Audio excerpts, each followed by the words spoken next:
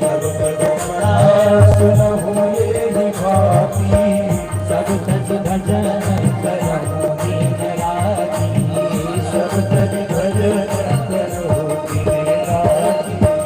सीताराम बोलो राधे श्याम बोलो, सीताराम बोलो राधे श्याम बोलो, सीताराम बोलो राधे श्याम बोलो, सीताराम बोलो राधे श्याम बोलो, सीताराम बोलो राधे श्याम बोलो, सीताराम बोलो राधे श्याम बोलो, सीताराम बोलो राधे श्याम बोलो, सीताराम बोलो राधे श्याम बोलो, राधे श्याम बोलो, राधे श्याम बोलो, राधे श्याम बोलो। बोलिए सियावर रामचंद्र की जय हो, वृंदावन बिहारी लाल की जय हो। तो आज तो वर्षा के कारण किंचित विलंब से कथा जो है प्रारंभ हो रही है। वस्तुतः समय था 7:30 बजे का, और कल रमेश भैया के साथ जब हम यहाँ से प्रस्थान कर रहे थे निवास की ओर, तो हमने कहा था कि यथाशीघ्र जितनी जल्दी हो, क्योंकि आज रात्रि में प्रस्थान भी करना है। अतः फिर भगवान की जैसी इच्छा, वास्तव में भगवान की जो इच्छा होती है वैसा ही होता है। तो भगवान की इच्छा थी कि आज भी कथा किंचित विलंब से प्रारंभ हो, क्योंकि वर्षा जो हुई अब इसमें किसी का वश नहीं है। तो कल का जो प्रसंग चल रहा था उसी की चर्चा करेंगे। आप में से जितने भी श्रोतागण कल कथा श्रवण करने आए थे, ध्यान से सुनिएगा। कल प्रसंग चल रहा था भिक्षु गीता का प्रसंग,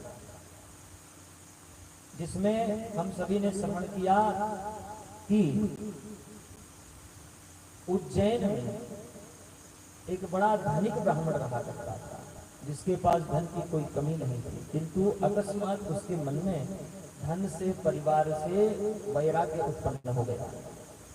धन और परिवार दोनों से उसके मन में वैराग्य उत्पन्न हो गया, और वो यत्र तत्र भिक्षा मांग करके जितना आवश्यक होता एक दिन के आहार के लिए, उतना आहार हेतु अन्न भिक्षा मांग करके वो भोजन किया करता था।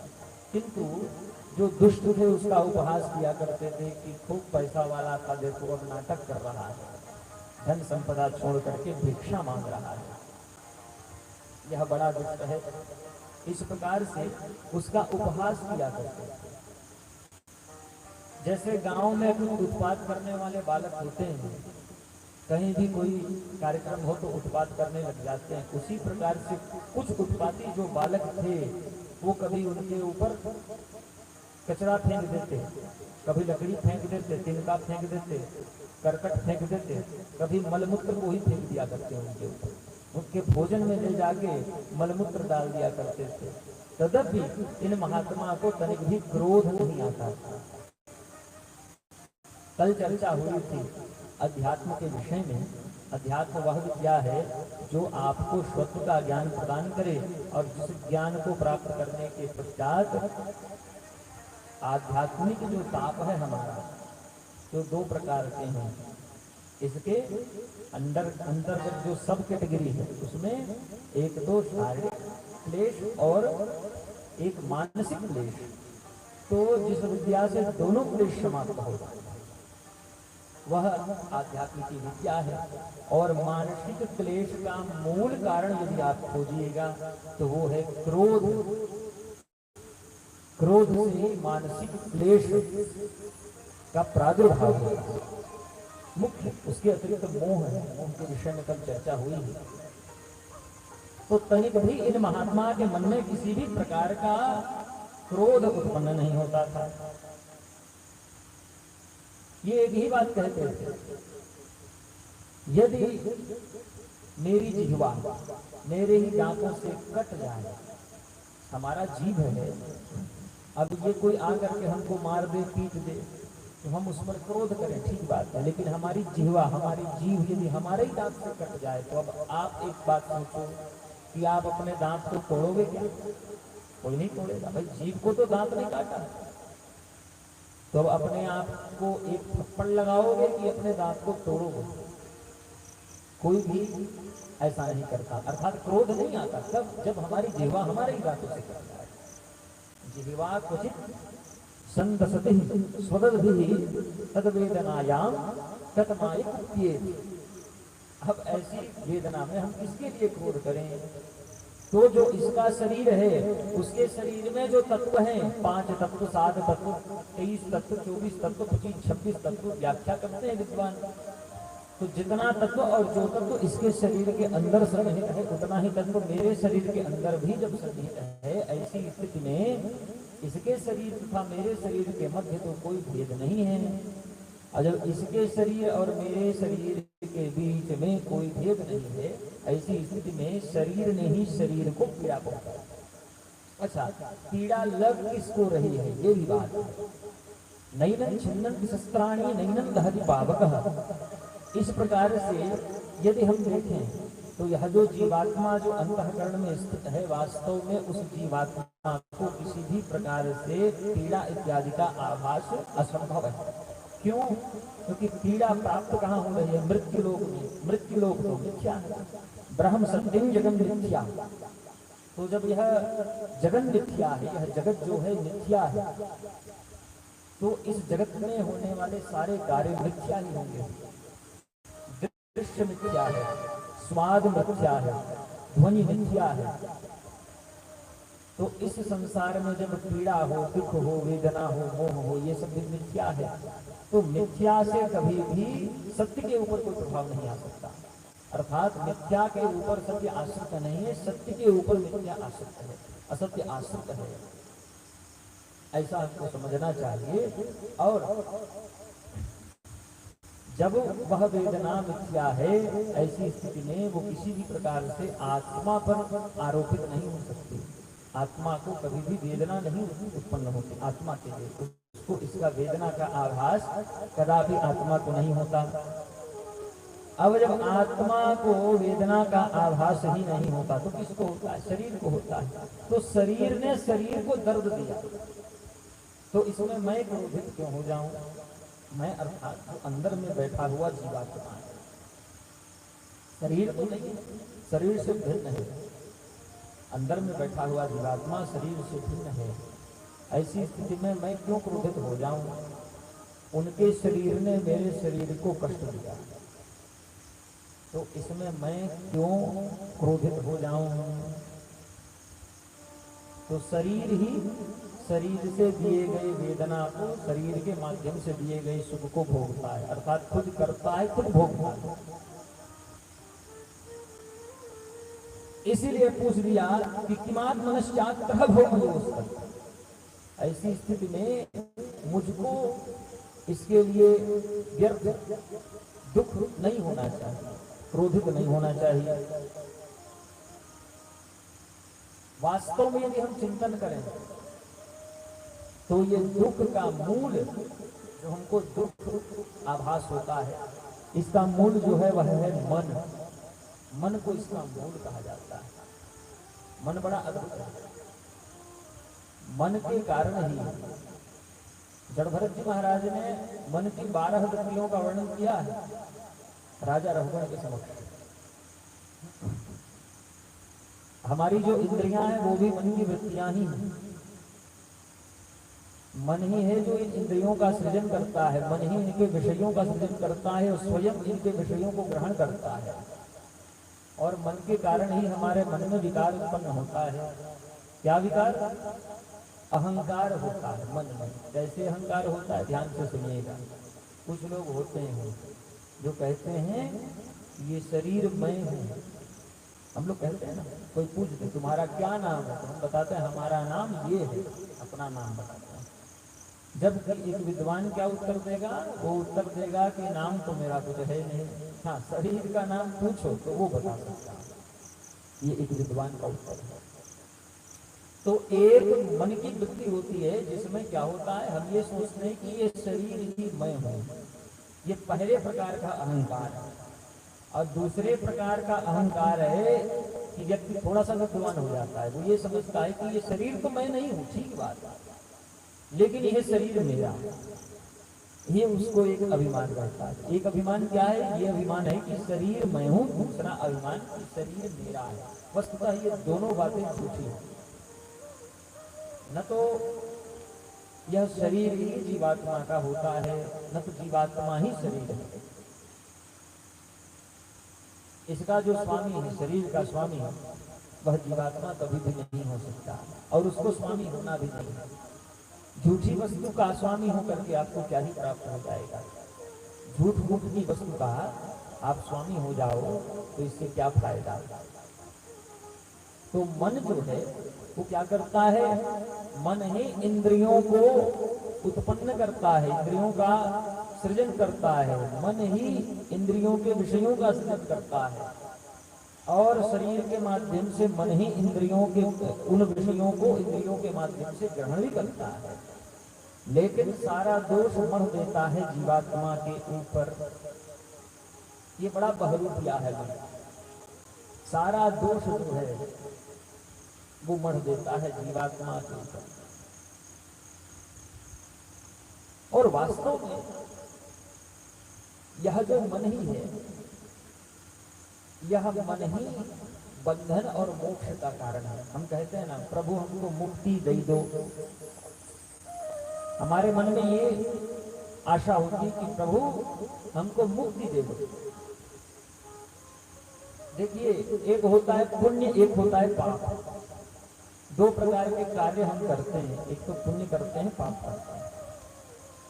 लेकिन वास्तव में यदि आप श्रेय का कार्य पूछेंगे, क्या करें जिससे हमको फायदा हो, तो न तो पुण्य करने से ही फायदा है, न तो पाप करने से ही फायदा है। वास्तविक यदि गहन चिंतन करिएगा, वही आध्यात्मिक चिंतन यदि करिएगा, तो समझ में आता है न तो पुण्य करने से फायदा है, न पाप करने से फायदा है। क्यों फायदा नहीं है?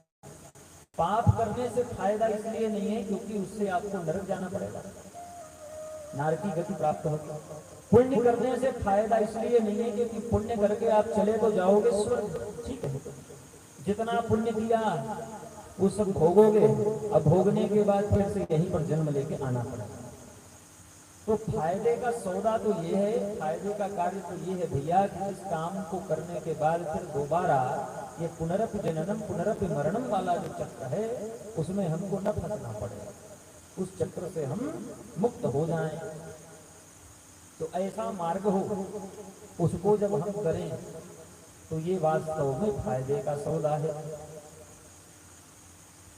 तो ये जो मन है ना, ये मन ही मूल कारण है व्यक्ति को कर्म पाश में बांधने का। धर्म और अधर्म के बीच में, कर्म अकर्म विकर्म इत्यादि के कर्म के बहुत सारे भेदों को उत्पन्न करके इनके बीच में, पाप पुण्य के बीच में बांधने का जो काम करता है, ये वास्तव में ये क्या है? ये मन ही है।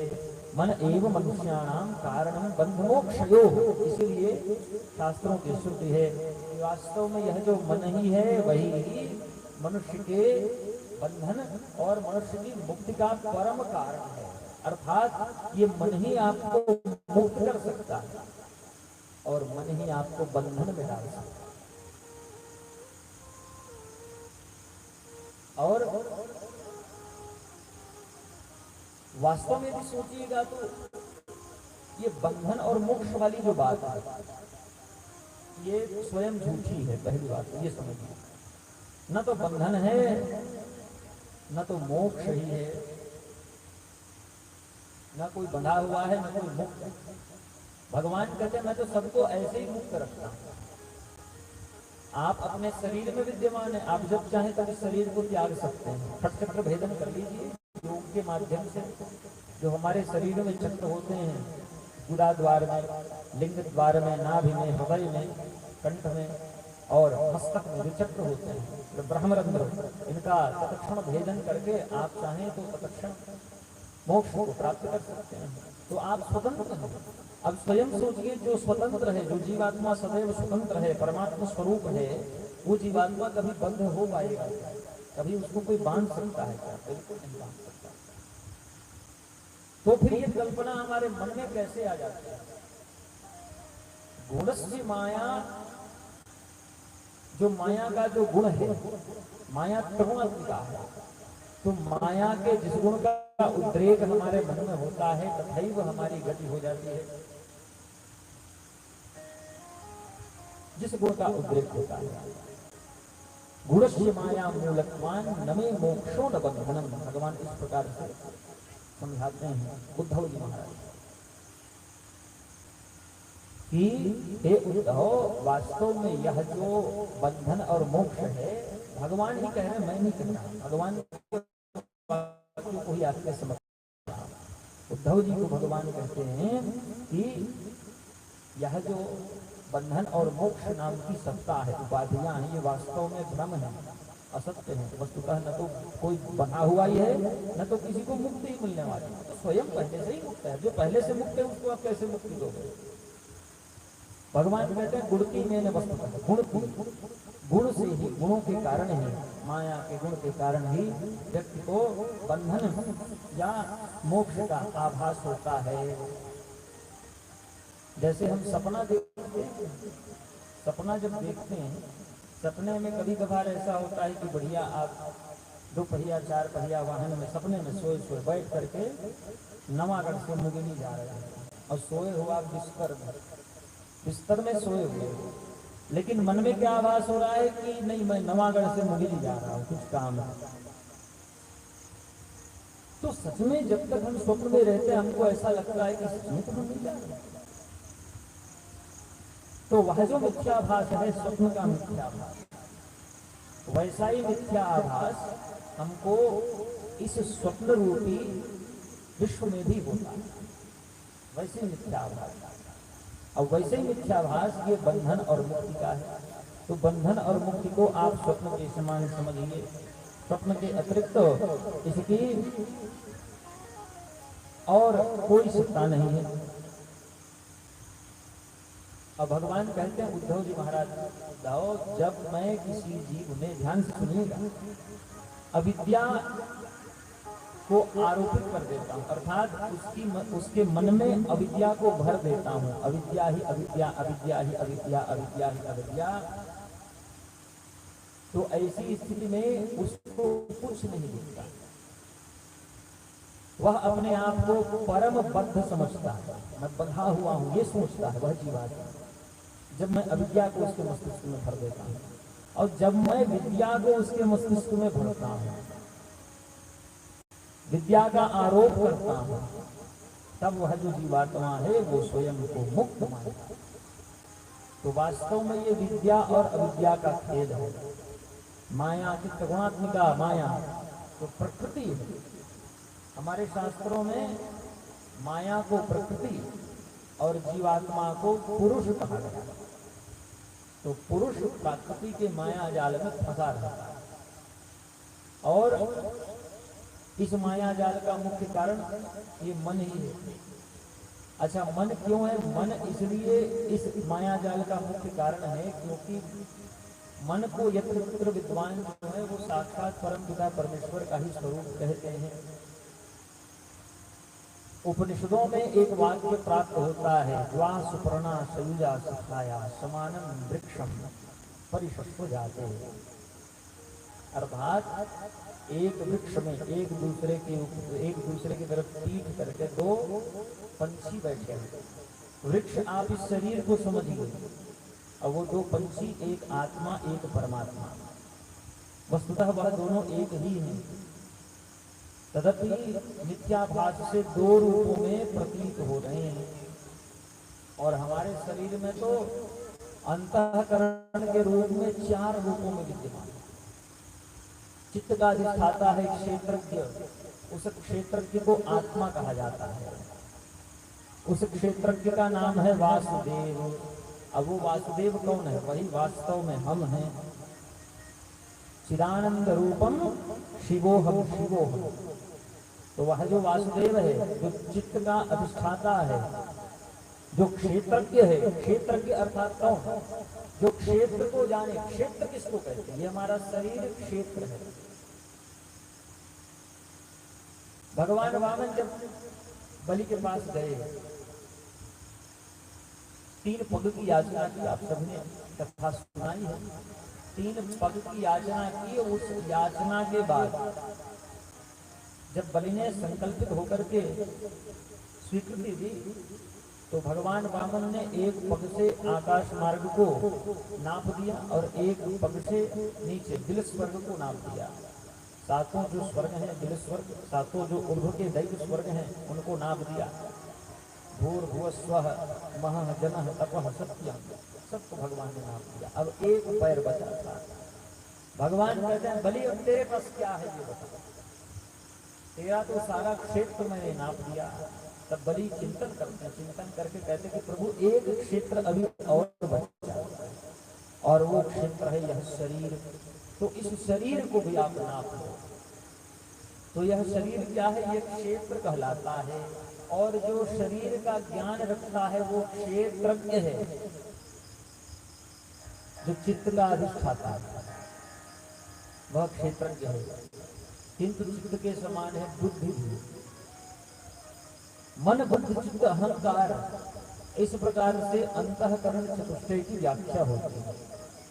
और वास्तव में मन बुद्धि चित्त अहंकार के रूप में, अंतःकरण चतुष्टय के रूप में साक्षात भगवान श्रीमन्नारायण का चतुर्व्यूह ही हमारे इस शरीर के अंदर में विराजमान रहता है, ऐसा हमको मानना चाहिए। चतुर्व्यूह क्या?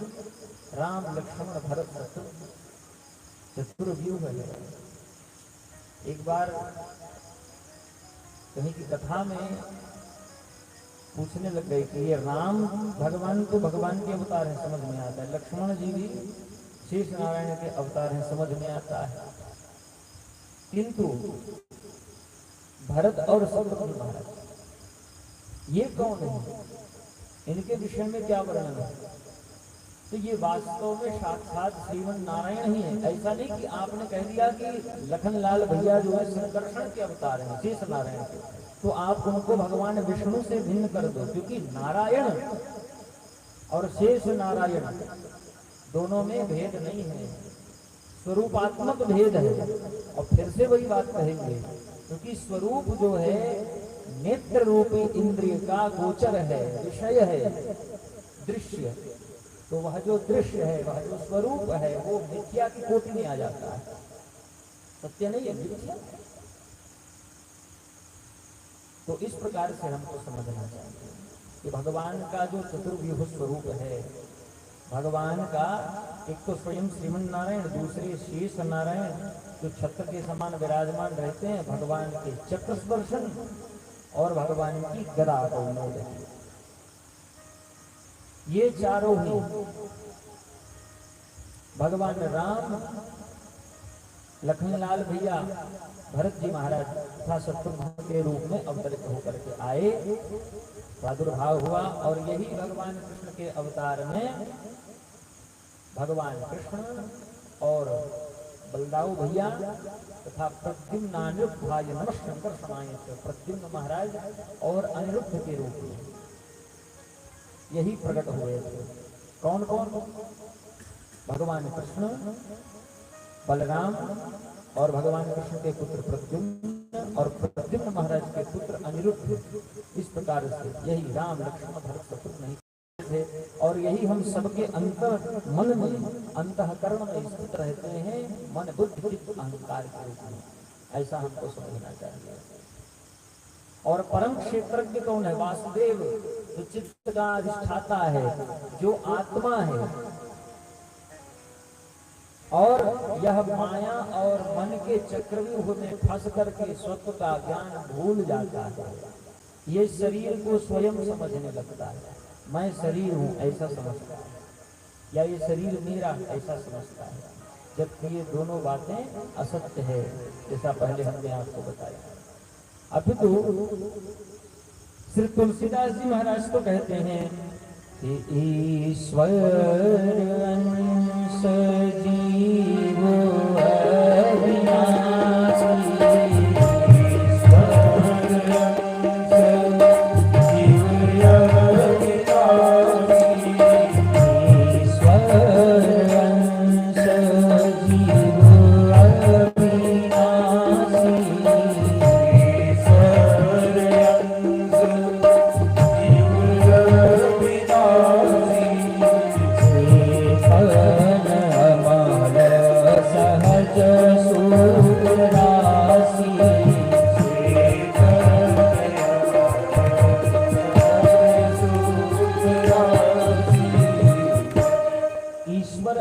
जीव अविनाशी, अर्थात यह जो जीव है यह भी अविनाशी है। क्यों अविनाशी है? क्योंकि वो ईश्वर का अंश है। ईश्वर अंश जीव अविनाशी। इस प्रकार से तुलसीदास जी महाराज ने लिखा है। और यह इस शरीर में विद्यमान रहता है, उसी प्रकार से विद्यमान रहता है जैसे इस संसार में भगवान विद्यमान रहते हैं सर्वत्र। अच्छा, ये संसार असत्य है, बड़ी अद्भुत बात है। ये संसार असत्य है, ब्रह्म सत्यम जगन मिथ्या, लेकिन इस संसार में भगवान विद्यमान है। कारण ये क्योंकि भगवान के अस्तित्व के बिना, भगवान के रहे बिना असत्य की भी कल्पना नहीं है। तो यत्र तत्र आचार्यगण जब कहते हैं कि भगवान परम सत्य है, तो ये थोड़ी बात अधूरी लगती है। ध्यान से सुनिएगा, सोचिएगा इस बात को जो अभी हम कह रहे हैं। जब विद्वान कहे कि भगवान सत्य है, तो ये बात भी अधूरी लगती है। इसलिए अधूरी लगती है कि यहाँ पर यदि भगवान को सत्य मान लो तो यहाँ पर दो सत्ता है, सत्य और असत्य। तो भगवान सत्य है तो ये असत्य कौन है, ये प्रश्न है। अगर भगवान सत्य है तो सत्य से भिन्न तो असत्य है। अगर दोनों एक हो जाए फिर सत्य असत्य की सत्ता बहुत बड़ा भ्रम हो जाएगा। तो भगवान यदि सत्य है तो असत्य भी कोई होना चाहिए, किंतु ऐसा तो हो नहीं सकता। भगवान को एक देव है, तो भगवान को हम केवल सत्य कह देते, ये वास्तव में अधूरी बात है। भगवान केवल सत्य नहीं है, भगवान तो वो है जिनके कारण से सत्य भी विद्यमान है और असत्य भी विद्यमान है। भगवान सत्य और असत्य दोनों से ऊपर है। उनको न तो आप सत्य ही कह सकते हो, न तो असत्य ही कह सकते हो। किंतु हमारी जो वैखरी है उसके पास सत्य से बढ़कर के भगवान को देने योग्य कोई उपाधि नहीं है। सबसे ऊपर की उपाधि जो हम भगवान को दे सकते हैं वो है सत्य, इससे ऊपर कुछ नहीं है। इसीलिए हमारी वैखरी की सीमा है सत्य। तो हम भगवान को कह देते कि प्रभु ये सबसे बड़ी उपाधि है, तो हमने आपको कह दिया सत्य। वास्तव में भगवान सत्य से भी ऊपर है। और सूक्तों में तो ऐसा लिखा है कि वेदो हम अवेदो हम। भगवान कहते मैं ही वेद हूं, मैं ही अवेद हूं। अर्थात मैं ही वेद के रूप में धर्म की स्थापना करने वाला हूं और मैं ही अवेद के रूप में वेदों का खंडन भी करने वाला हूं। बड़ी अद्भुत बात है। अजा हम न जा, मैं जन्म भी लेता हूं लेकिन जन्म नहीं भी लेता। क्योंकि जो थोड़ा तार्किक होंगे वो कहेंगे कि कैसे हो सकता है, एक ही समय में जन्म भी ले लो और जन्म न भी लो। तो ये कैसे हो सकता है वाली बात वास्तव में हम परमात्मा के लिए नहीं बोल सकते। इसलिए नहीं बोल सकते क्योंकि वो सर्वशक्तिमान है, उसकी कोई सीमा नहीं, वो कुछ भी कर सकता है। जो आपको असंभव लगता है भगवान उसको भी कर सकते हैं। वो एक ही समय में उत्तर की ओर भी जा सकते हैं, दक्षिण की ओर भी जा सकते हैं, पूर्व की ओर भी जा सकते हैं, पश्चिम की ओर भी जा सकते हैं। समान गति से, समान तीव्रता से। उनके लिए आप प्रश्न नहीं खड़ा कर सकते। कोई कहते हैं कि भगवान तो कभी जन्म ले ही नहीं सकता।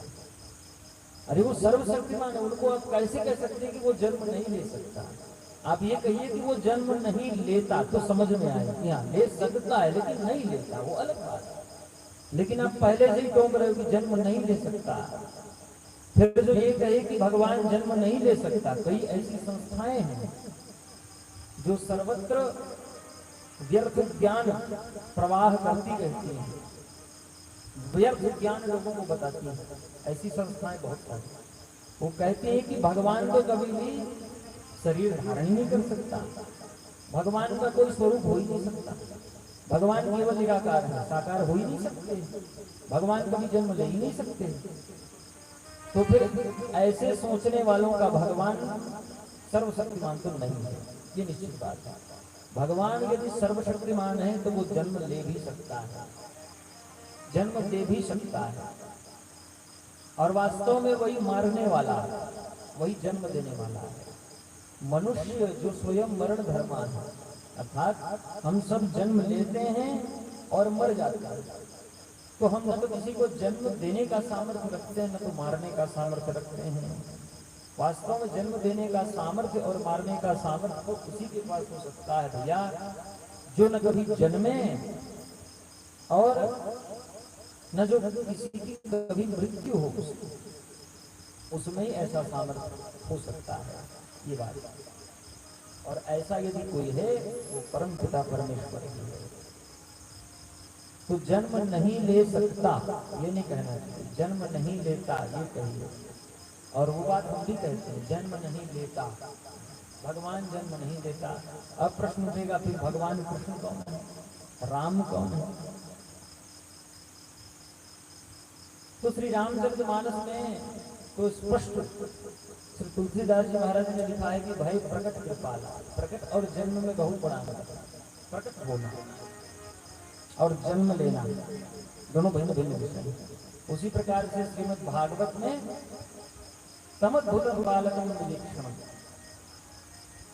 दर्शन दिया है भगवान ने। ठीक उसी प्रकार से जैसे निज आयुध भुजचारी भगवान प्रकट हुए माता के समक्ष, उसी प्रकार से भगवान कृष्ण भी प्रकट हुए हैं। गदायुध आयुधम, भगवान कृष्ण का भी प्राकट्य होता है। इस प्रकार से भगवान का प्राकट्य होता है, जन्म नहीं लेते।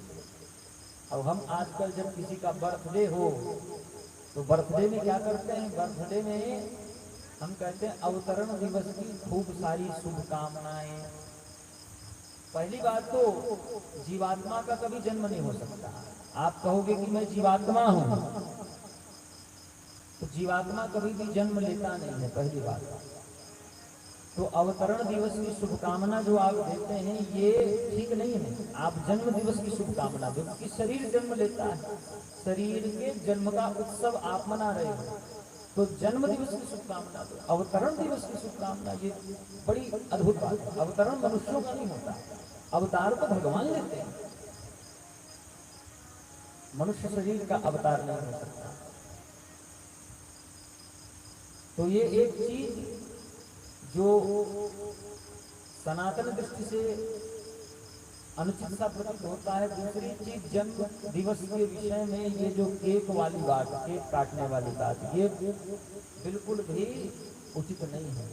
ये सब हमारा धर्म नहीं है कि केक ले आओ, केक काटो, इन सब से हमको बचना चाहिए। ये सब हमारा धर्म नहीं। हमारा धर्म भगवान के अर्चन का है। जन्म दिवस में आनंद ये मनाओ कि प्रभु आपने हमको एक अवसर दिया कि हम आपकी भक्ति कर सकें। एक वर्ष का हमको और समय मिल गया, और दुख इस बात का है कि एक वर्ष जो पीछे बीता उसमें कुछ चूक हो गई कि हम आपकी भक्ति न कर सके। तो जन्म दिवस के दिन शोक दे रहे, आनंद दे रहे कि प्रभु हमने आपने हमको एक वर्ष और दे दिया, और प्रभु जो वर्ष हमको मिला था उसमें हो सकता है हमने कुछ त्रुटियां कर दी, तो शोक भी करो, आनंद भी करो। जन्म दिवस को ये करना चाहिए। ये नहीं कि केक ले आओ, हैप्पी बर्थडे टू यू, ये व्यर्थ है, व्यर्थ है। ये सनातन धर्म की संस्कृति नहीं है केक काटना, ये सब अनुचित है।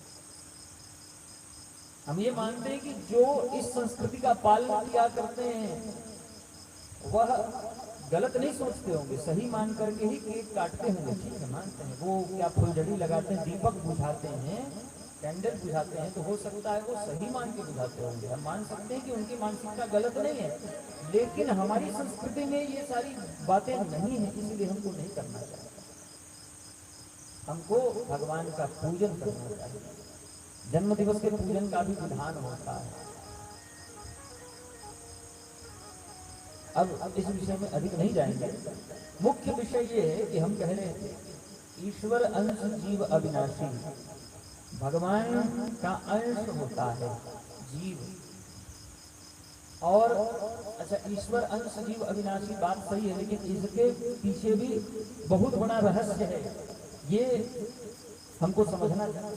क्योंकि भगवान ने कहा है एकस्यैव मांसस्य जीवस्यैव महामते, अर्थात जीव जो है, भगवान कहते हैं कि जीव तो मेरा अंश है, ठीक बात है, लेकिन वो एक ही है, अर्थात बिंब और प्रतिबिंब एक ही है। उसी प्रकार से परमात्मा तथा आत्मा एक ही है वो अंश मेरा, लेकिन अंश होते हुए भी मुझसे पृथक नहीं है, ये समझना चाहिए। भगवान से पृथक नहीं है, इस शरीर में वास करता है। किस प्रकार से वास करता है? जिस प्रकार से तालाब में देखिएगा कमल का फूल रहता है। उस दिन जब शोभा यात्रा निकली तो भगवती का जो दरबार है महामाया का, वहां पर जो सरोवर है उसमें बड़ा सुंदर सुंदर कमल खिला हुआ था। उस कमल को कभी देखिएगा, कमल तोड़ने के लिए जब जाएं तो एक अंजलि पानी लेकर के कमल में पानी डाल के देखिएगा, एक अंजलि पानी लीजिएगा और कमल के ऊपर डाल के देखिएगा। आप कितना भी प्रयत्न करें कमल की पंखुड़ियों को गीला करने का, लेकिन कमल की पंखुड़ी में एक बूंद भी पानी नहीं मिलता। अर्थात कमल है तो उसी जल में, किंतु वह जल से सर्वथा अलग है, जल में रहते हुए भी जल से निर्लिप्त है। उसी प्रकार से यह जो चित्त का अधिष्ठाता क्षेत्रज्ञ है वह भी इस शरीर में स्थित है, लेकिन स्थित होते हुए भी इससे सर्वदा सर्वथा मुक्त है। अपितु यह शरीर उसके ऊपर आश्रित है। कैसे आश्रित है? जब तक वो इस शरीर में रहेगा तब तक शरीर फलता फूलता है, और जैसे वो इस शरीर को त्याग देता है ये शरीर समाप्त हो जाता है।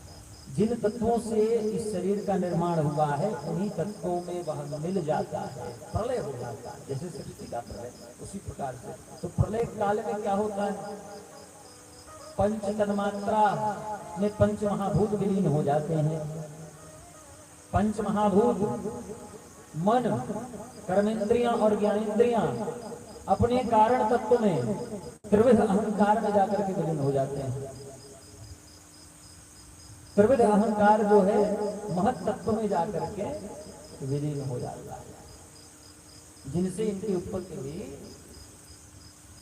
जब महत तत्व में विकृति आए तो उनसे अहंकार की उत्पत्ति होती है, और त्रिविध अहंकारों में जब विकृतियां उत्पन्न हो तो उनसे मन, पंच तन्मात्रा, कर्मेंद्रियां, ज्ञानेंद्रियां और पंच तन्मात्राओं में भी जब विकृति हो जाए, जब वो आपस में मिलने लग जाए, सकने लग जाए, जुड़ने लग जाए, चिपकने लग जाए, तो उनसे भी पंच महाभूत उत्पत्ति। बहुत बृहद विषय है, समय कम है, क्या करें, चर्चा बहुत गूढ़ है। और इसी से ये सब जब एक साथ जुड़ जाए तो शरीर का निर्माण होता है। लेकिन जब ये शरीर समाप्त होता है तो प्रत्येक तत्व अपने कारण भूत तत्व में जाकर के विलीन हो जाता है, प्रलय। तो जब तक इस शरीर में जीवात्मा विद्यमान है तब तक यह शरीर जीवित है। अर्थात इससे क्या निर्णय हुआ? निर्णय ये हुआ कि शरीर के ऊपर जीव आश्रित नहीं है, जीव के ऊपर शरीर आश्रित है। जीव का तात्पर्य पुरुष, पुरुष का तात्पर्य क्षेत्रज्ञ, क्षेत्रज्ञ का तात्पर्य आत्मा। ये बात हमको समझनी चाहिए। अच्छा, एक शैवोमांश, मेरा अंश है। भगवान कहते मेरा अंश होते हुए भी मुझसे अलग नहीं है। जैसे कि हमारा पुत्र है तो हमारा अंश, आत्मवत जायते पुत्र है, वो अंश है, लेकिन अंश होकर उसका शरीर हमारे शरीर से अलग है। बेटा और बाप है तो आत्मवत जायते पुत्र मानना चाहिए, लेकिन एक तो नहीं हो सकते, अलग है। लेकिन भगवान कहते हैं कि मेरा अंश है, अब मेरा अंश होते हुए भी वह जो जीवात्मा है वो वास्तव में मुझसे अलग नहीं है। एक शैवोमांश, एक है। उसी प्रकार से एक है, जैसे आप कभी बड़े सवेरे स्नान करने जाइएगा और सूर्य नारायण आकाश में स्थित रहेंगे, कभी देखिएगा सूर्य नारायण का प्रतिबिंब आपको तालाब के जल में दिख जाएगा। या मटकी भर के पानी रखिएगा खुले आसमान के नीचे, देखिएगा कि सूर्य नारायण का प्रतिबिंब उस मटकी के जल में दिख जाता है, उस मटकी के जल में। तो बिंब और प्रतिबिंब वास्तव में हमको दो दिख रहे हैं, एक तो हमको जल में दिख रहा है, एक आकाश में दिख रहा है। क्या इसका ये मतलब है कि दो सूर्य हो गए? भाई निश्चित बात है, नहीं सूर्य एक ही है, ध्यान से सुनिएगा, सूर्य एक ही है, किंतु दृष्टि भ्रम के कारण हमको दो सूर्यों की प्रतीति हो रही है, हमको ऐसा लग रहा है कि सूर्य दो है। उसी प्रकार से एकस्यैव मांसस्य, अर्थात दो सत्ताओं का आभास होता है कि एक सत्ता परमेश्वर है, अर्थात एक परमात्मा है, एक आत्मा है, लेकिन वस्तुतः वह एक ही है। ईश्वर अंश जीव अविनाशी को ऐसे हमको समझना चाहिए, दो सत्ता नहीं एक ही सत्ता है। अगर आप इसको ऊपर ही ऊपर समझिएगा तो फिर वही समझ जाइएगा कि एक ईश्वर है एक जीव है, ये बात नहीं है। ईश्वर और जीव दोनों वास्तव में एक ही हैं, ये बात आपको समझना चाहिए।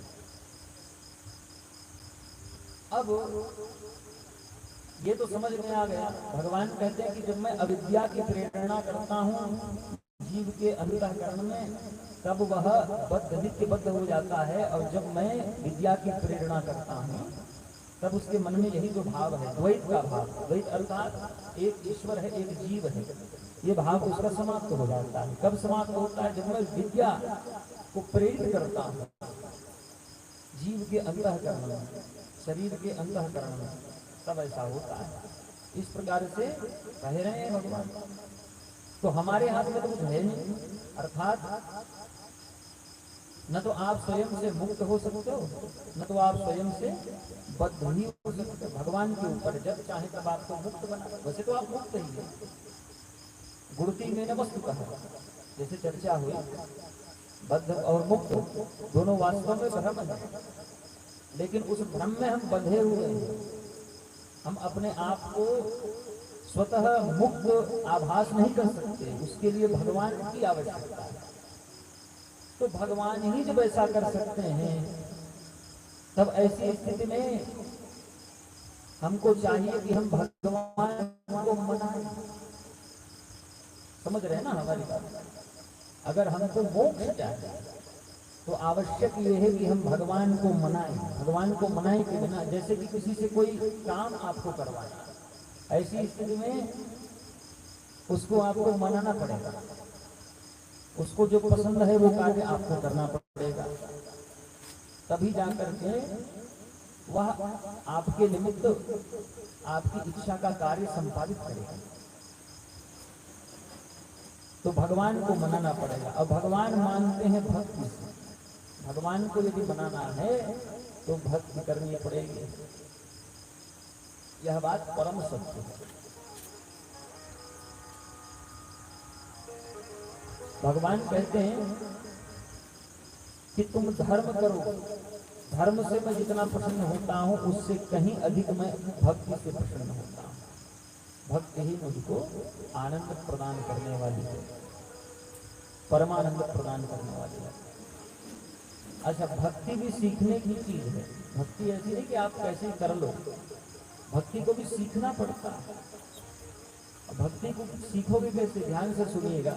भक्ति को यदि आपको सीखना है तो आपको ऐसे लोगों के पास जाना पड़ेगा जो पहले से भक्ति कर रहे हैं, उनको अनुभव है भक्ति करने का, वो आपको सिखा सकते हैं कि भक्ति आपको करना कैसे।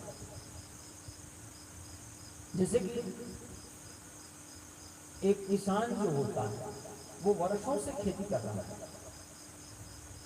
अगर हमारे पास वो किसान का बच्चा आए ब्राह्मण के पास और कहे कि ब्राह्मण देवता हमको नांगर हल लेकर के खेती करना सिखा दो, तो हम क्या सिखाते हैं? हमको खुद नहीं आता खेती करना, हमको थोड़ी आता है। तो किसके पास उसको जाना चाहिए? जो पहले से खेती कर रहा है उसके पास जाना चाहिए। और खेती कौन कर रहा है? उसका पिता। तो पिता से उसको सीखना चाहिए, जिसको उस कार्य क्षेत्र में अनुभव है उससे जाकर के वो शिक्षा दे। तो भक्ति भी इसी प्रकार की होती है। हमको चाहिए कि हम सर्वप्रथम ऐसे लोगों के पास जाएं, उनके सानिध्य में रहें, जिनसे हम भक्ति सीख पाएं। भक्ति करनी क्यों है? क्योंकि वस्तुतः हमको पता है कि मोक्ष और बंधन ये दोनों तो मिथ्या है, लेकिन हम जानते तो हैं, और जानते हुए भी हम इसमें फंसे हुए हैं। और इससे मुक्त करने में भगवान ही हमको इससे मुक्त कर सकते हैं। हमारा स्वयं सामर्थ्य इसमें नहीं है कि हम मुक्त हो जाएं, क्योंकि भगवान ही विद्या और अविद्या को प्रेरित करते हैं। इसमें हमारा सामर्थ्य नहीं। तो भगवान को विद्या की प्रेरणा कराने के लिए हमको भगवान को प्रसन्न करना पड़ेगा। भगवान प्रसन्न होंगे भक्ति से, इस कारण से हमको भक्ति करना आवश्यक है। अब भक्ति करने के लिए भक्ति के अनुभवी जो लोग होंगे उनका सानिध्य आवश्यक है। इसीलिए भगवान कहते हैं कि संतों का संग करिए, क्योंकि जो संत हैं, ध्यान से सुनिएगा, समय मेरे पास बहुत कम है, बिल्कुल मैं इसके पश्चात आगे विश्राम की ओर ही बढ़ रहा हूँ। जितना समय था उसमें क्योंकि समय रुकता नहीं। हमारा तो ऐसा मन होता है कि समय रुक जाए, लेकिन समय नहीं रुकता। वह भी परमात्मा का ही स्वरूप है। एक स्वरूप से परमात्मा यहाँ बैठा है, अंदर में उसी को आत्मा कह देते हैं, बाहर में वही काल है। तो कभी रुकता नहीं है, सदैव चलने वाला तीक्ष्ण धार का चक्र है। यही तो उत्तर दिया था हरियशों सबलाशों ने नारद जी को। तीक्ष्ण धार का चक्र जो निरंतर चलता रहे, उसको किसी भी प्रकार की ऊर्जा की आवश्यकता नहीं। स्वयं जो ऊर्जा उत्पन्न करके उसका उपभोग करके निरंतर चलता रहे, वह चक्र कौन है? वो काल है, काल रूपी चक्र है। तो ये रुकता नहीं। तो जितना समय हमको मिला सो आपके समक्ष अपनी टूटी फूटी वाणी में जो भी हमारा थोड़ा बहुत इस विषय में जो भी हम जानते हैं, जो भी सुना है विद्वानों से, सो आपको बता रहे हैं। वैसे अनुभव में तो आप सबसे बहुत छोटे, अनुभव नहीं होने वाले बात। तो हमको भक्ति करना पड़ेगा, और भक्ति के लिए भगवान कहते हैं अनुभवी लोगों के पास जाओ, संतों के पास जाना पड़ेगा। संत भक्ति करते हैं। देवभूति मैया को भगवान कहते हैं कि सताम प्रसंगान मम वीर्य संविदो भवन्ति हृत्कर्ण रसायन। वहां जाइए जहां पर हमारी कथा होती है, हमको जानिए, हमारी कथाओं को सुनिए। अगर मन न लगे हमारी कथा में, शुरुआत में, जब आप पूरा सुने नहीं, कभी जो कथा सुने नहीं, उसको कभी भी कथा के मंडप में बैठना नहीं सुहाता। आप सभी जो आज यहाँ कथा श्रवण करने आए हैं, क्यों आए हैं? इसलिए आए हैं क्योंकि आप सभी ने पहले भी कथाएं सुन रखी हैं और आपके हृदय में कथा के प्रति श्रद्धा है। अब जो यहाँ पर कथा सुनने नहीं आए वो दो प्रकार के हैं। एक तो जिनके मन में कथा के प्रति श्रद्धा ही नहीं है, और ऐसे लोगों की संख्या ज्यादा है हर जगह। एक हम यहीं की बात या कहीं की बात नहीं करते। एक वैसे लोग हैं जिनके हृदय में कथा के लिए श्रद्धा ही नहीं है, और दूसरे ऐसे लोग हैं बेचारे जिनके हृदय में कथा के लिए श्रद्धा तो है, लेकिन कोई आवश्यक काम आ जाए तो आज उपलब्ध नहीं हो पाए, कल उपलब्ध हो जाए, इस प्रकार। तो कथा सुननी पड़ेगी, संतों के निकट जाएंगे तो सताम प्रसंगान मम वीर्य संविदो। संतों के साथ जब हमारा प्रसंग होगा, जब हम उनके सन्निकट जाएंगे, वो हमारी कथा गाते हैं, भगवान कहते हैं। और जब हमारी कथाओं को आप सुनेंगे तो आपके हृदय में हमारे प्रति, हमारी कथा के प्रति श्रद्धा उत्पन्न होगा। आपके हृदय में पहले क्या होना चाहिए? प्रथम भगति संतन कर संगा। पहले तो संतों के प्रति हृदय में आप सम्मान उत्पन्न करो। आपके हृदय में संतों के प्रति सम्मान, और जब संतों के प्रति सम्मान होगा, आप संतों को अपना आदर्श मानोगे, तो धीरे धीरे क्या होता है पता है? हम जिसको अपना आदर्श मानते हैं हम वैसे ही बन जाते हैं। कोई पुत्र अपने पिता को आदर्श मानता है तो उस पुत्र के हाव भाव, उसके बोलने का लहजा, वो भी अपने पिता के समान हो जाता है। आपने देखा होगा पुत्र और पिता के जोड़े को, आपने अनुभव किया होगा कि वाह, बड़े अचरज की बात है, बड़ी अद्भुत बात है। जैसा आदत इसके पिता का है, वैसा ही आदत इसका भी हो गया, जो पुत्र है उसका भी वैसा ही आदत है। बड़ी अद्भुत बात है। ऐसा आपने कभी कभी नोटिस किया? क्यों? क्योंकि वह जो पुत्र है वो अपने पिता को आदर्श मानता है। तो आप जब संतों को अपना आदर्श मानोगे तो धीरे धीरे धीरे धीरे संतों के प्रति संतों के कर्तव्य, संतों के जो कार्य हैं वो आपके कार्य में परिलक्षित होने लग जाएंगे। संतों के समान ही आपका आचरण हो जाएगा। और फिर जब संतों के प्रति आपकी श्रद्धा हुई, संतों का आचरण आपके आचरण में परिलक्षित होने लग गया, फिर धीरे धीरे दूसरी रतिगम कथा प्रसंगा, फिर धीरे धीरे जो रति है वह भगवान की कथा में भी उत्पन्न हो जाएगी। और जब भगवान की कथा में रति उत्पन्न हो जाएगी तो जैसे संत भगवान की कथा कह रहे हैं, सुन रहे हैं, वैसे ही आप भी भगवान की कथा कहेंगे और सुनेंगे। बहुत आवश्यक है हमको बचपन से ही अपने घर के छोटे छोटे बच्चों को यह आचरण दिलाना चाहिए कि रामचरितमानस की कथा वो सुने और सुन करके कहें। बहुत आवश्यक है बचपन से। परीक्षित जी महाराज भगवान के बहुत बड़े भक्त थे। उसका बहुत बड़ा कारण है, श्रीमद् भागवत में ये लिखा हुआ है कि परीक्षित जी महाराज खेलते भी थे तो उनके पास ऐसे खिलौने थे जो भगवान से संबद्ध थे, अर्थात उनके खिलौनों में भी भगवान दिखा करते थे। ऐसे खिलौने थे उनके पास। उन खिलौनों से खेल करके, अर्थात जैसा वातावरण आप अपने बालक को दोगे, हम अपने बालक को क्या वातावरण देते हैं, गुड मॉर्निंग गुड नाइट ये कहो, ये वातावरण हम अपने बच्चों को देते हैं। ये साक्षरता है, इसको हम साक्षरता समझते हैं।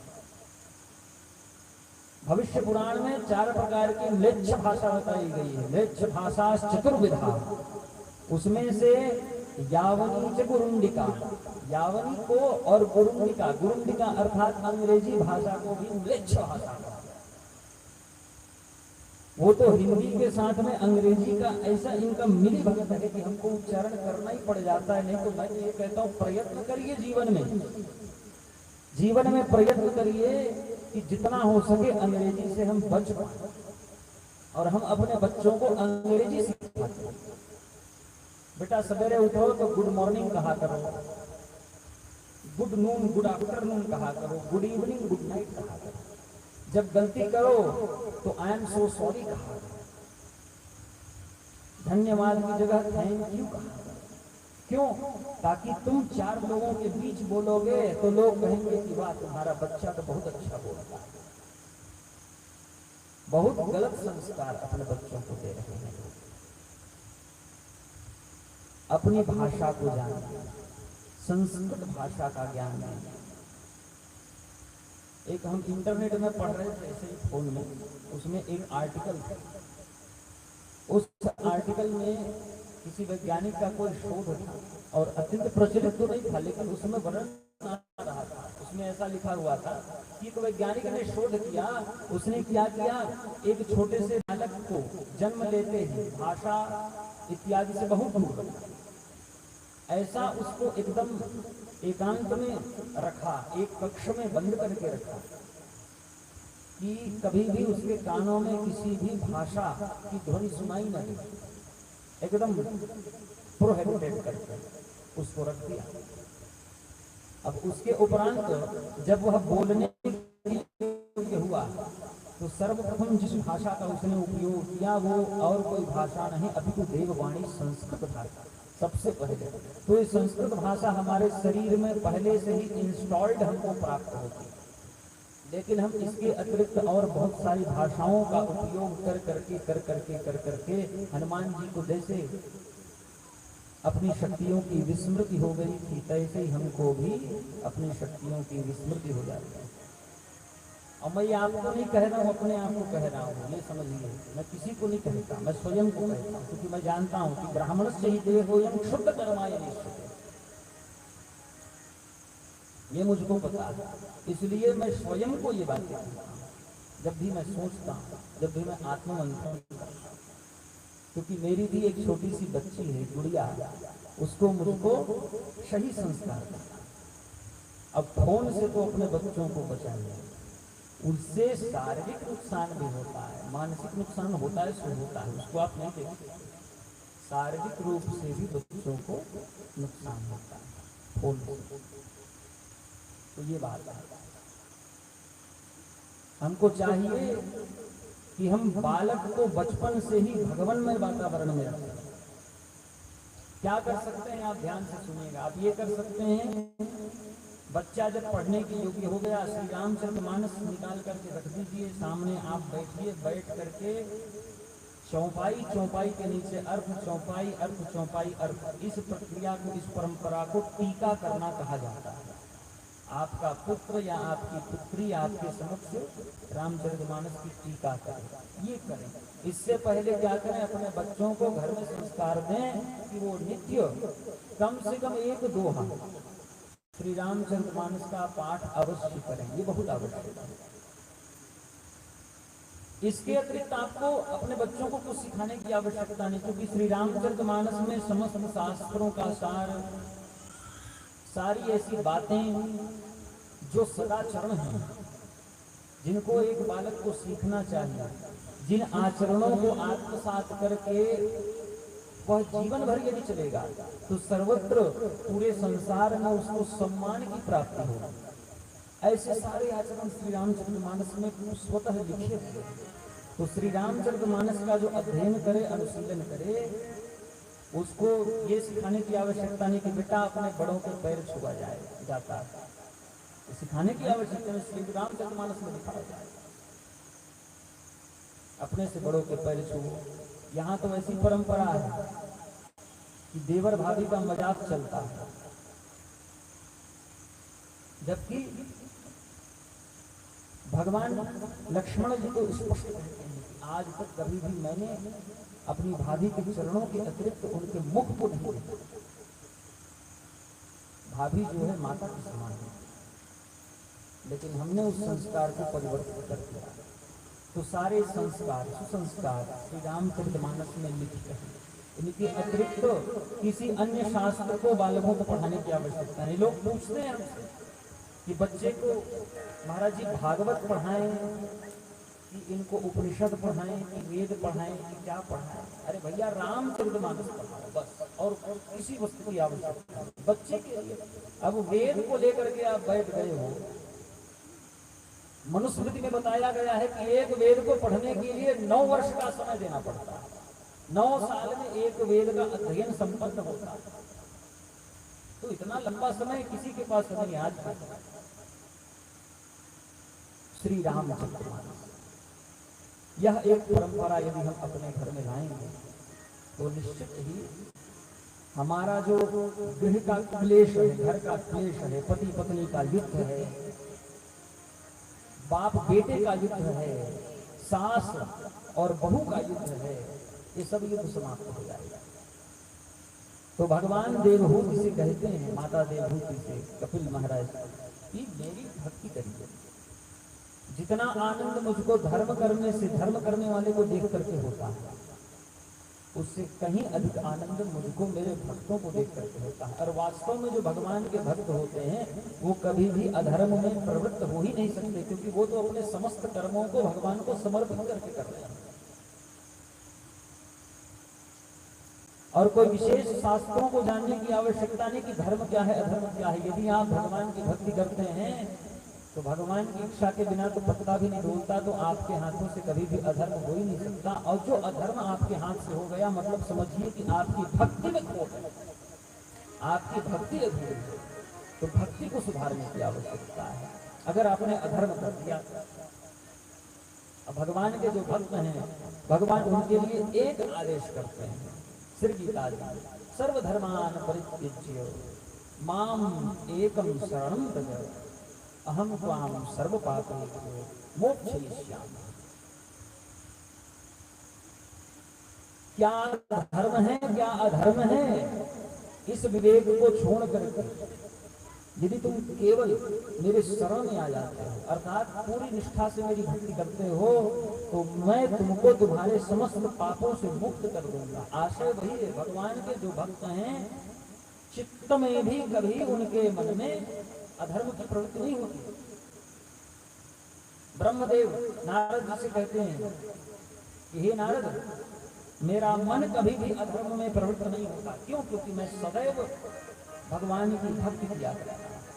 कदापि मेरा जो मन है वो अधर्म में प्रवृत्त नहीं होता। तो जो भगवान के भक्त हैं भैया, वो कभी भी अधर्म में प्रवृत्त नहीं होते। भगवान कहते हैं ऐसे मेरे भक्त, माता ऐसे भक्त तो जब इनको मैं मोक्ष देने जाता हूँ तो ये मोक्ष को भी धुतकार देते हैं, कहते हैं कि हमको मोक्ष नहीं चाहिए, हमारे लिए तो भगवान की भक्ति ही सब कुछ। 9 प्रकार की जो भक्ति है, और श्री रामचरितमानस में जो भक्ति शबरी मैया को भगवान ने जिस भक्ति का उपदेश दिया है वो भक्ति, और श्रीमद् भागवत में जो 9 प्रकार की भक्ति बताई गई है, श्रवणम, वही बात, सताम प्रसंगान मम वीर्य समिदो, पहले संत का सानिध्य प्राप्त करो। तो क्या करोगे? संत मेरी भक्ति का गायन करते हैं, मेरी कथा सुनाते हैं, तो क्या होगा? श्रवण होगा। तो श्रवणम, फिर जब सुनोगे तो फिर कीर्तन करोगे, श्रद्धा होगी कथा में तो कीर्तन करोगे। तो श्रवणम कीर्तनम विष्णु हो, विष्णु का स्मरण करोगे, श्रवण करोगे तो कीर्तन करोगे, उसके बाद स्मरण करोगे, कीर्तन करोगे तो घर में बैठ करके फिर स्मरण करोगे एकांत में। श्रवणम कीर्तनम विष्णु हो, स्मरणम पाद सेवनम, स्मरण करोगे, पाद सेवन, सेवा करोगे भगवान की, अर्चन करोगे, वंदन करोगे। इसके बाद हृदय में दास्य भाव उत्पादित हो जाएगा, उत्पन्न हो जाएगा। अर्चनम वंदनम दास्यम सख्यम आत्मनिवेदनम, अंतिम में आत्मनिवेदन ही हो जाएगा। और ऐसे मेरे भक्त हैं वो नित्य मेरी सेवा को ही परम मोक्ष समझते हैं, वास्तविक मोक्ष, मोक्षदासी है। जैसे कोई सेवा करने वाली बिना समय के आकर के अपने स्वामी की नित्य सेवा करती है, नित्य सेवा करता है, उसी प्रकार से जो भक्त है उसकी सेवा में मुक्ति लग जाती है। भगवान कहते हैं कि भक्ति की दासी है मुक्ति, मेरा भक्त चाहे तो किसी को मोक्ष दे सकता है। भगवान कहते हैं कि अपने भक्तों से पहले तो मैं अपने भक्त के भक्त को मुक्त करता हूँ, जो मेरे भक्तों का चरण पकड़ ले उनको मैं मोक्ष दे देता हूँ।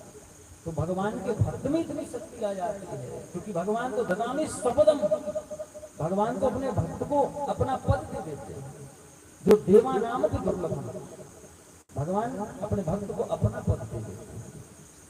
तो भगवान का भक्त ही दूसरे को मोक्ष प्रदान कर सकता है, ऐसी शक्ति आ जाती है भगवान की भक्ति। इसलिए हमको सदैव भगवान की भक्ति करना चाहिए, भगवान का चिंतन करना चाहिए, भगवान का ध्यान करना चाहिए। और जब निरंतर अंतःकरण चतुष्टय में, आपकी इंद्रियों में, पता है हमारे इंद्रियों के विषय है, जैसे चर्चा, जैसे भोजन करें मुख तो हमको स्वाद आए, रस, तो यह जो रसनेन्द्रिय है इसका जो विषय है वो क्या है? वो है रस। लेकिन रस रूप में जब हम भगवान का ही सेवन करें, अर्थात मुख से, सरल सा सिद्धांत बता रहा हूं सदगति का, एकदम समझ लीजिए, ध्यान से सुनिएगा, सरल सिद्धांत एकदम। आंख है, आंखों का विषय है दृश्य, आंख इंद्रिय है, इसका विषय है दृश्य। तो दृश्य के रूप में सुंदरता न देखकर भगवान का दर्शन करें। कान इनका गोचर है, इनका विषय है श्रवण करना, सुंदर सुंदर गीतों को सुनना छोड़ करके भगवान की कथा श्रवण करें। मुख इससे सुंदर सुंदर रसों को ग्रहण करना छोड़ करके भगवान की कथा कहो। हाथों से भगवान की सेवा करो, पैरों से भगवान के धाम तक जाओ, अर्थात अपने समस्त इंद्रियों से भगवान को ही विषय बना करके भगवान को ग्रहण करो।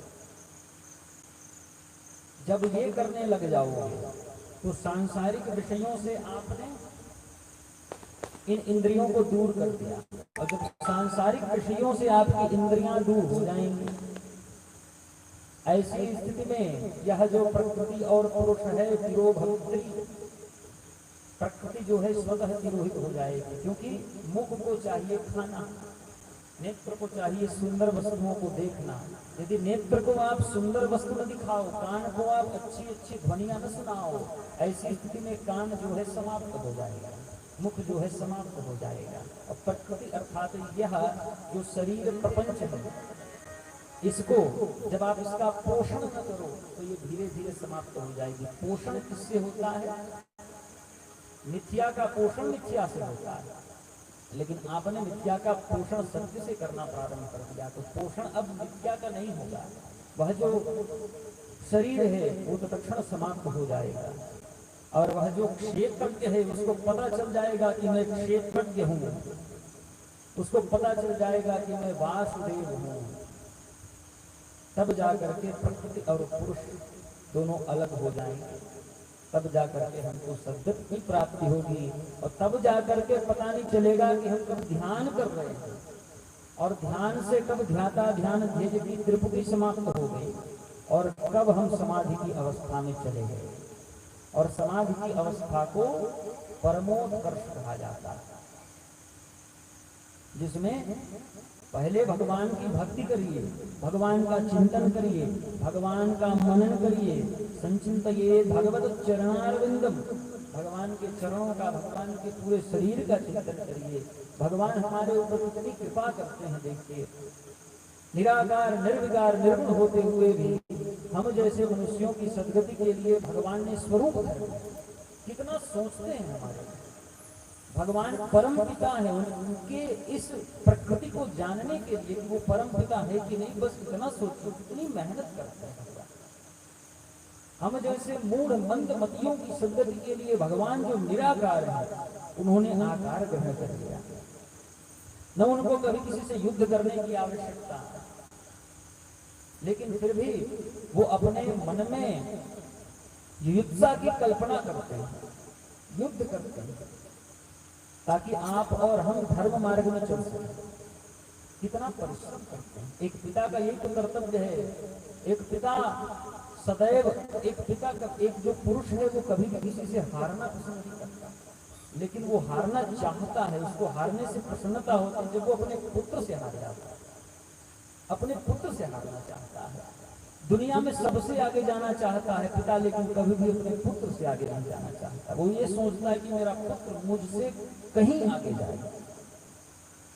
भगवान उसी प्रकार से हमारे लिए सोचते हैं, और जब हमारे लिए उन्होंने इतना कुछ किया, इतना किया, शरीर धारण कर लिया, स्वेच्छामय से न तो भूतमय से कोपी, हालांकि उनका शरीर जन्म कर्म में दिव्यम एवं योगेति तत्वतः है। हमारे लिए उन्होंने इतना परिश्रम किया। ऐसी स्थिति में हमारा भी कर्तव्य है कि जब भगवान कुएं में पड़े हुए पिकलाश की ओर, गिरगिट की ओर जब हाथ बढ़ाएं, तो हम भी उनकी ओर हाथ बढ़ाएं। तब जाकर के ये ध्याता ध्यान ध्येय की तृप्ति समाप्त होगी। ध्याता कौन? जो ध्यान करने वाला है। ध्यान कौन? जो क्रिया हो रही है। ध्येय कौन? जिसका ध्यान किया जा रहा है। और जब ये तीनों न रहे भैया, ध्यान करने वाला जो ध्याता है वो भी भूल जाए कि वो कौन है, किसका ध्यान कर रहा है वो भी भूल जाए, और क्या कर रहा है वो भी भूल जाए। निरंतर जब ध्यान बार बार बार बार बार बार ध्यान का प्रत्यारोप हो चित्त, तब वह समाधि की स्थिति पहुंचती है। और ये समझिए कि वही भगवान की विद्या की प्रेरणा है, तब जाकर के हमको मुक्ति की प्राप्ति होती है। तो सरल सा साधन है, सरल सा साधन भगवान की भक्ति। किसके लिए सरल सा साधन है? आत्मज्ञान के लिए, ब्रह्म ज्ञान के लिए सरल सा साधन भगवान की भक्ति, संतों का संग, अध्यात्मिक ज्ञान के लिए सरल सा साधन। ये करिए तो निश्चित ही सद्गति की प्राप्ति होती है, आध्यात्मिक विद्या की प्राप्ति होती है। इस प्रकार से आज प्रथम सत्र जो है इसको यहीं पर संपन्न करेंगे, क्योंकि समय भी हो चुका है विश्राम का, और जितना भी हो बड़ा समय कम था, प्रयत्न किया आप सभी के सम्मुख थोड़ा बहुत बोल पाए, जितनी भी क्षमता है, जितना भी सामर्थ्य है, और इसी के साथ यहीं पर अपनी वाणी को विराम देंगे। यदि जो भी आपको हमारी वाणी से अच्छा लगा हो, समझिएगा कि संतों का आशीर्वाद है, वह गुरुओं का आशीर्वाद है, और जो कहीं कुछ बुरा लगा होगा तो ये समझिएगा कि आप सबसे आयु में बहुत छोटे हैं। इसी के साथ अपनी वाणी को यहीं पर हम विराम देंगे और प्रथम सत्र को संपन्न करेंगे। आगे संचालक महोदय के माध्यम से जैसा आदेश होगा उस अनुरूप आगे क्रियान्वयन होगा।